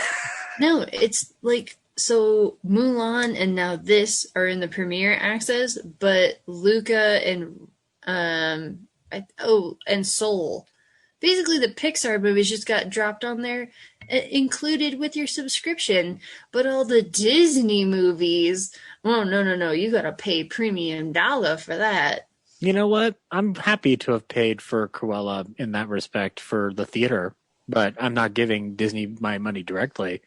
They got to get it through the landmark services first before they can get their hands on it. Anyway, her mother is killed by the Baroness's dogs, who are Dalmatians. Okay, so that's the part that like everyone on the internet was, and I saw spoilers before I went to see the movie, and everyone was like, oh, I can't believe like this is Cruella's origin story. What are we gonna find out next? Like Gaston's mother was killed by a bookshelf falling on her or something, and that's why he hates smart women. Wait, Corinne, that would be hilarious. I forget. Did Cruella didn't watch? Like we saw that as the audience, but didn't she just think her mother committed suicide? No, I thought she Look, saw the dogs kill her, but she thought that the dogs were She thought that the dogs killed her because the dogs were after her and missed her, Right. and just went after her mother and pushed her off of the side of the railing. Yeah, she didn't realize like the Baroness was using the dog whistle to call the dogs to attack Which her again, it's really mom. cool how they kind of set up that reveal, like some of those reveals. I was confused because she didn't vow revenge on the dogs, so that's what I was No, like. she didn't. She didn't. She was lost, and then she just found a way. Well, she thought she was responsible, so that's why I forgot. Exactly. So that's why it's kind of pointless to get angry about the Dalmatians at the beginning. That's really what they were upset about, Corinne. Seriously, I don't understand. Like, once I saw it in the movie, I was like, why are people so upset about this? Like, I mean, yeah, okay, it was a little ridiculous seeing dogs push a woman off a cliff. Not gonna lie. Okay, It's a but Disney. it was kind of happenstance that they just happened to be Dalmatians. It could have been any kind of dog, but because this is, Cruella, it's gotta be Dalmatians. So, I mean, it could almost have been just a mix of dogs. It could have been like some Dalmatian, some German Shepherd, or Dachshund, or whatever, you know? Could have been underdog. You don't know. God dang it. It's just so odd. Who cares? Anyway, but yes, she thinks that she's responsible for her mother's death. She makes it over to London, and there she meets a young Jasper and Horace stealing things out of the stealing coins out of the fountain, and she becomes a part of their crime family, which is really fucking cool. Yeah, I thought that like Just all seeing the those three do all the heists together was fun. Yeah, it's one of those gangster stories where I'm just like, no, this is designed specifically to be childish and fun, and I can accept this. yeah, like you guys said the movie was long, but I could have kept watching. Like the heists were fun, and then the traps she laid out for the Baroness were all like creative. They're creative, like they're just fun to watch. I totally agree. The only parts of the movie that drag for me that make me think it's about 15 minutes too long is they are sitting in a few too many ancillary moments for my taste. Like it's almost more or less just like trimming around the edges and maybe shortening a couple of things. But there is one particular shot where I'm glad they didn't touch a frame and they kept it in that one shot. There is it's a little bit later in the discussion, I guess, but when she finds out the big reveal about the Baroness. And she goes back to visit the fountain and talk to her mother, and it's like it's really good. It's really good performance from Emma Stone there in this ostensibly fun like homage to a character and a symbol of Disney rather than necessarily the story itself. You know, I really like though where she uses like were they cicadas or moths? Mm-hmm. I think I think it was moths. Yeah, But, yeah. like, I didn't like they didn't register to me as cocoons. I just thought they were like gold stones. So the fact that they were like No, I moths, thought there was something on the box I thought that said that tipped me off at least to the fact that they were like bugs of some kind. well, I thought they were like sculptures of bugs. So the fact that they're actually real moths, just waiting and lying in wait to destroy everything, was just like, oh my god, that's like so devious. Like not only is it like this piece of art, but like it also destroys everything else she has. Like that's great. And then I was worried too, like Cruella kind of starts to like move off the deep end and become like abusive to Jasper and Horace. And I was like, I know Cruella is supposed to be evil by the cartoon, but like they were good friends at the beginning of this movie. It would be really tough to accept narratively that she doesn't come back from this, and I'm glad that she eventually found herself at the edge and came back and realized that's like I like the revisionist version of this where she is like kind to those guys. Yeah. It's my prior love of 101 Dalmatians had to kind of be checked at the door automatically.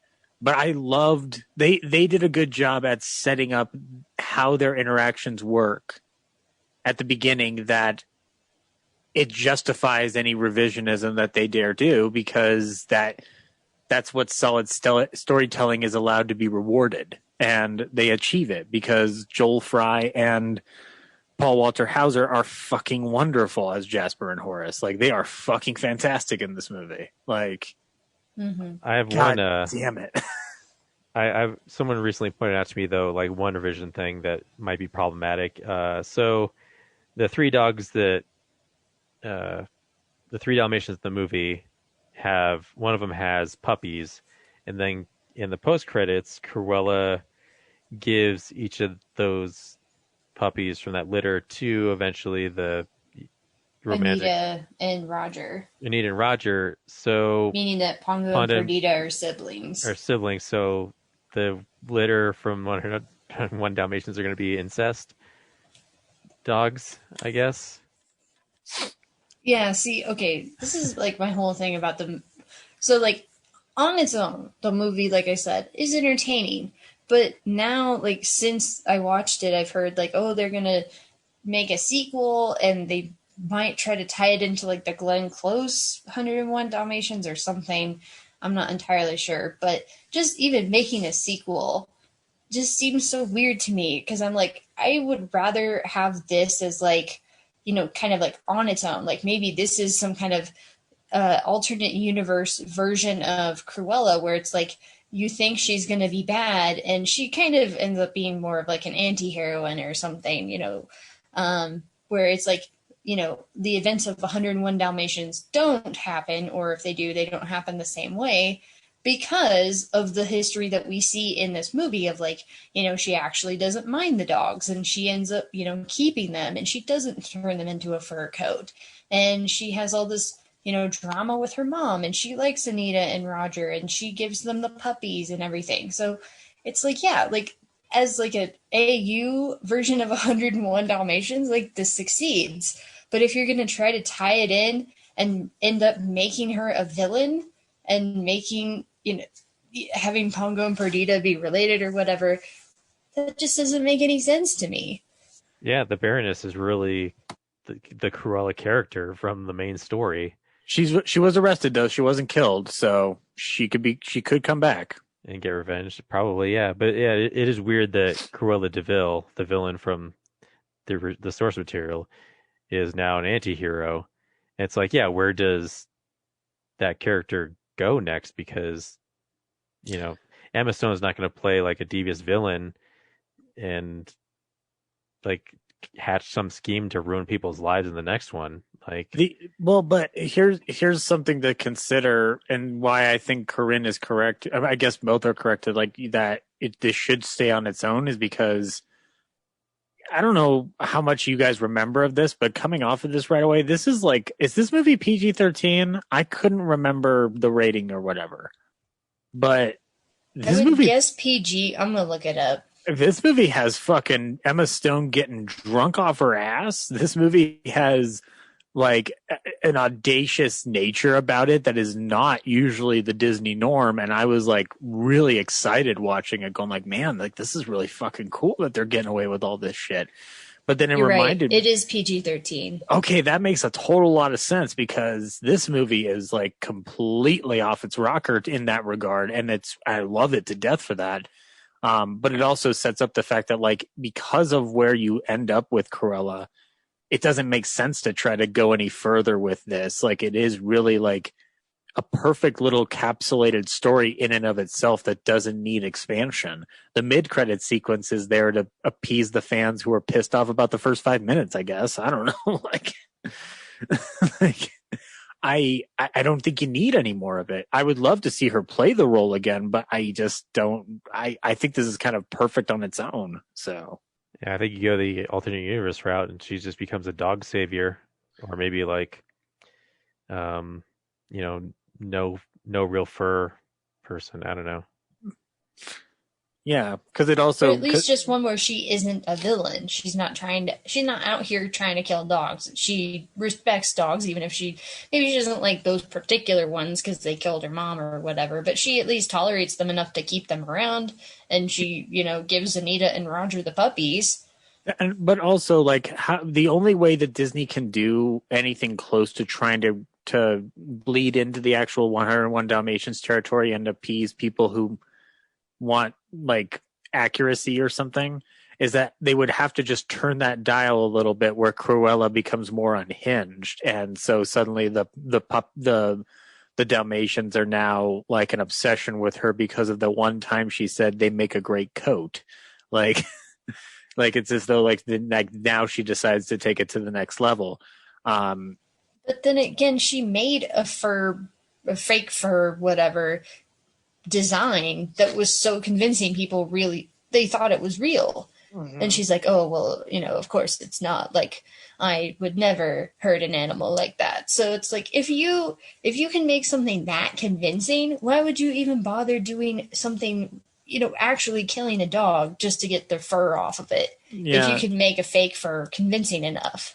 Exactly. And also, this is not taking place in the 60s when the first movie was released, when a fur coat would have been a much more desirable item, whereas even into the 70s you started having people rightfully protesting against the skinning of animals and such.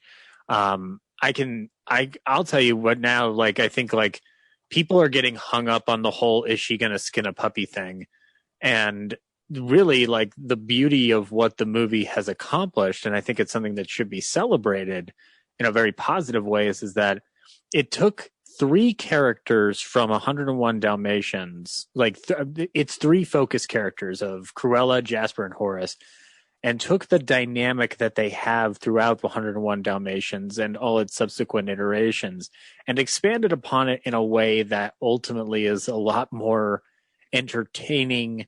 If you were going to go down the route of making a solo villain movie, I think they pulled off the best possible version of that by expanding upon, well, what is the interaction between these 3 when we're not seeing them on screen? Because half the time in 101 Dalmatians, we're just watching the dogs interacting with each other, or we're watching Roger and Benita, or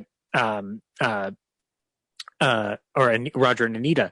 But I think we've proved with Cruella that there's a lot of interactions that could be going on and a lot of interpersonal relationships that could be going on with it. And that's like kind of the what if scenario that they played under. And that's pretty fucking cool. But yeah. I was going to say something and then I totally forgot what it was. Yeah, sorry. I didn't mean to go long winded. I was just trying to find like this like positive like spark amidst the whole debate about whether or not the dog should be a fur coat.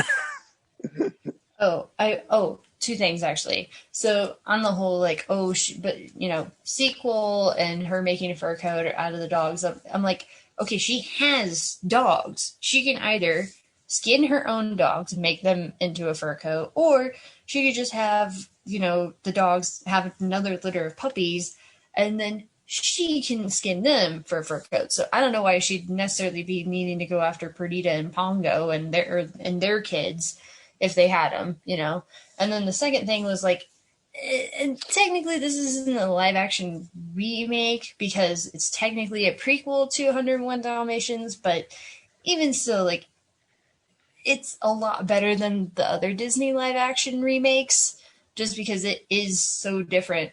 Like, yeah, you've got some key elements, the characters, the names, the Dalmatians, but it's its own thing. It's kind of in the world of it, but the vibe is completely different. Mm-hmm. Now, can I make one complaint about the movie from a fanboy standpoint? Sure. I mean, isn't that what we're here for? No, I know. But like, if everybody else is allowed to quibble about ancillary things, I want to do it too and have fun. There was no mention of canine crunchies, the dog treat that is being advertised on the television. And there is no mention of the wonderful television show What's My Crime, where panelists are asked to guess what crime the guest has committed before they are sent back to prison.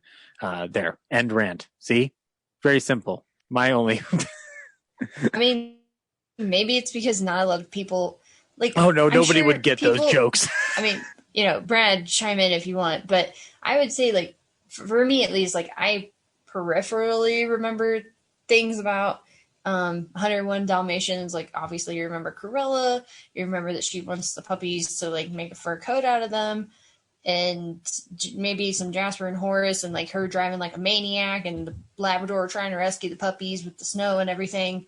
So it's like you might remember some details, but you're not going to remember something so specific like canine crunchies that it might just completely fly over your head. No, yeah. Unless you were like a 100, like if you had just seen the movie, like maybe you would get it, but I think most people, that's not one that you rewatch a lot, as far as like the Disney canon goes. No, nor Thunderbolt, the dog show that the dogs watch that they're all obsessed with, which is like their version of like a Rin Tin Tin kind of scenario. But you mentioned the driving. I loved the way Emma Stone looked when she was driving. Like, it was so spot on with her arms dangling and her just looking like the devil herself. Like, it's just, God, it was wonderful. That was like a good looking shot that recalled the animation of the 60s version. That was like really spot on and really well done. Didn't really fly it in your face. Just, it's a very nice touch in a getaway scene that is fantastic. And also, like, Corinne, I don't know how often, how much of the needle drops you remember, but there was way too many for me in terms of the music. Like, there was so many like songs switching from one to the other, like at rapid succession. I was like a little overwhelmed by it. Brad, I don't know. It wasn't any. I think like the first maybe third or half, it was enough, but then I think like as it went on, I was like, oh my gosh, like how many more needle drops do we get? Which is funny because thinking back, I feel like there were more in the first half, like especially when she's working in the department store. But I don't know. Brad, I don't think there's that many. Yeah, I don't think there's that many needle drops in a Scorsese movie. It was kind of insane. Definitely an expensive soundtrack. Yeah. So next week, we're seeing Marvel's back. We're seeing Black Widow. So yeah, you mean it's actually coming out this time? They got a week to decide. So it's, oh God, no! I don't want to wait. I don't want to wait on pins and needles again for this. I'm excited. It's gonna be fun. Are we doing this all in person again? To see the movie? Sorry. I mean, I would hope so, but the way things are going, I doubt it. Just because of our schedules? What? Yeah. Oh. Like, we've been off the pandemic for almost twice as long as it went. We haven't gotten together for a movie at all. So fingers crossed it happens for this one. You know what? Even if Ryan and James can't make it, Corinne, Brad, let's go watch Black Widow together on Saturday. I mean, as long as you guys are willing to go to a Regal theater, sure thing. Come on, Corinne. Treat yourself to the Alamo and live a little.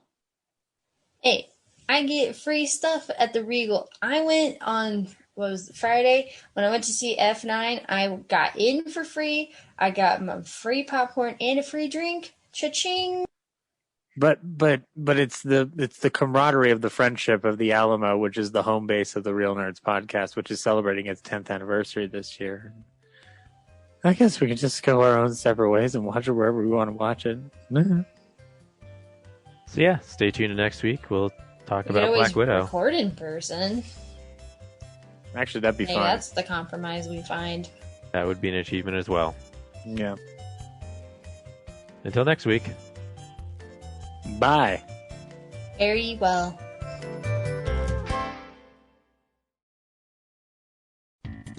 Thank you for listening to this episode of Real Nerds Podcast. Real Nerds Podcast is a production of Nebulous Visions Multimedia. Thank you to Sparks Mandrill and Plan 9 Studios for our kick-ass theme song. Also, if you're in the Denver area and you're looking for a cool place to see movies, we see them at the Alamo Draft House in Littleton and now also in Sloan's Lake. Thank you to Colorado Coins, Cards, and Comics for supplying us with all our comic needs, especially you, Andrew. You know who you are. And a big shout out to James's mom. I'm giving you an electronic hug that you can feel through the airwaves. Thanks for listening, and have a nice day.